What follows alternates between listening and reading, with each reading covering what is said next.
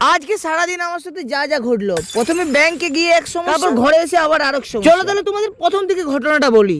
তো আজকে টুপি টুপি পরে ঘরের লাইট টাইট বন্ধ করে বেরিয়ে পড়ি মিজে যাওয়ার উদ্দেশ্যে। ওই জন্য আমার শখে চটিগুলো পরে নি।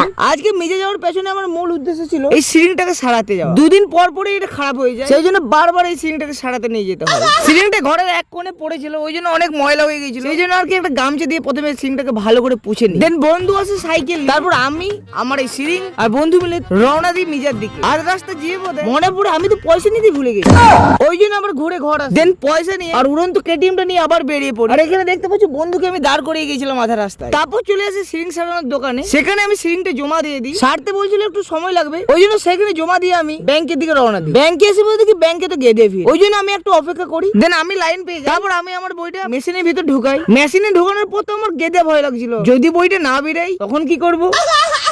না তেমন কিছুই হয়নি আমার সাথে, বইটা মেশিন থেকে বের হয়ে যায়। তারপর আমি বইটা নিয়ে ঘরের দিকে রওনা দিই। ঘর আসা মাত্রই চলে যাই ক্লাবে গেম খেলতে। ক্লাবে গিয়েই পড়ি এক সমস্যা। আসো দেখাই তোমাদের সমস্যাটা কি। অ্যাকচুয়ালি আমাদের ক্লাবের মধ্যে ঢুকে পড়েছে একটা সাপ। এই পাঠা ছাগলগুলোর অক্লান্ত পরিশ্রমে সাপটাকে আমরা ক্লাব থেকে বার করতে পারি।